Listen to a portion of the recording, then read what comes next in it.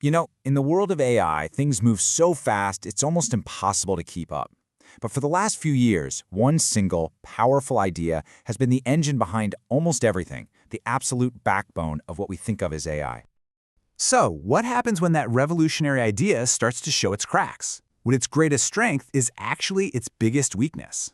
Well, today we're taking a look at the reigning king of AI and the brand new challenger that's coming for the throne. All right, first things first, let's give some credit to the champ. I'm talking, of course, about the transformer architecture. Way back in 2017, a research paper dropped with the incredible title, "Attention is All You Need." And it wasn't just a new model, it was a total game changer.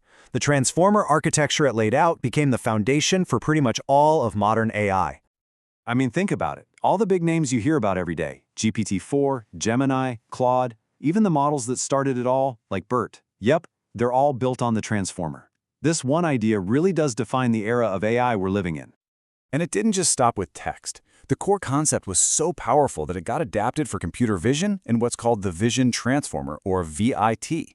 It's pretty clever. It just chops up an image into little patches and treats them like words in a sentence. It just goes to show you how flexible this architecture is. But, you know, every superhero has their kryptonite. And for the transformer, its greatest strength, this thing called the attention mechanism, is also the source of a massive, massive scaling problem. So what's the deal? How can something so powerful have such a fundamental flaw? Well, it all comes down to how it pays attention. Okay, let's get into the nitty-gritty for a second.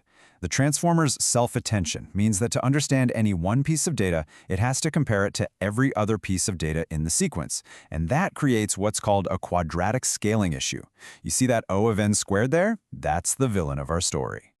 So what does that actually mean? It means as the amount of text you feed it gets longer, the computing cost doesn't just grow, it explodes. If you double the length of your text, you don't double the cost, you quadruple it. Let me put this in perspective. Processing about 1,000 tokens takes a megabyte of memory. Okay, not bad. But jump up to 16,000 tokens, all of a sudden you need over 250 megabytes. That's just not going to work for really, really long stuff. It's completely unsustainable. So, to get around this, developers have to chop up long documents or audio files into smaller, bite-sized chunks.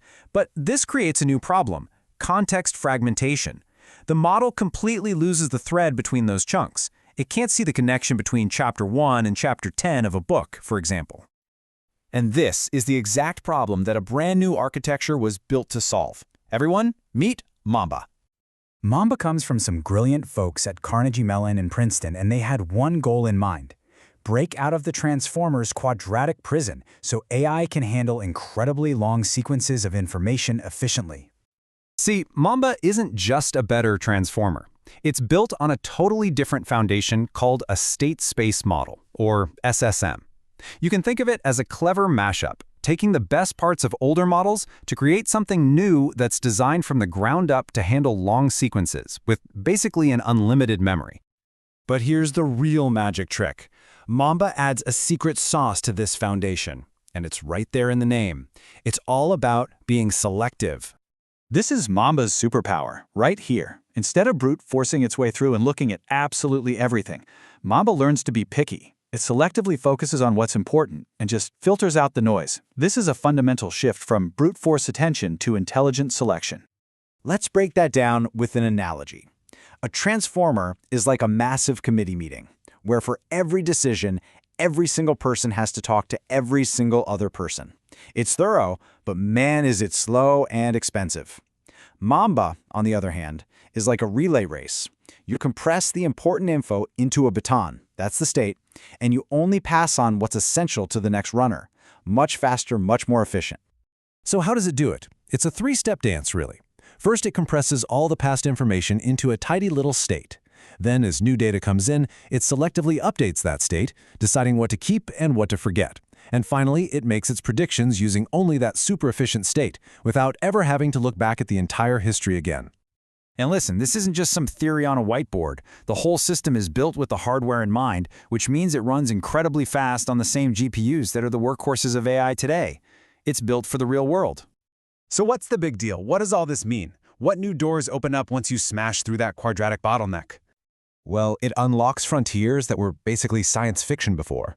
We're talking about AI that can analyze an entire human genome at once, not just little pieces, or process hours of high-res video to understand a complex event. Or even, get this, read an entire novel in one go and actually grasp its themes and character arcs.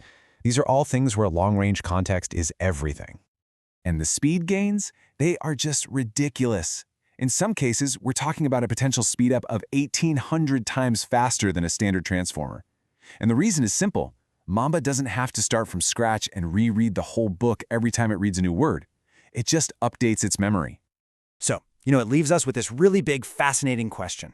If the transformer architecture, with its limited window, was what gave AI its powerful but flawed short-term memory, has Mamba, with its efficient and selective approach, finally unlocked AI's long-term memory?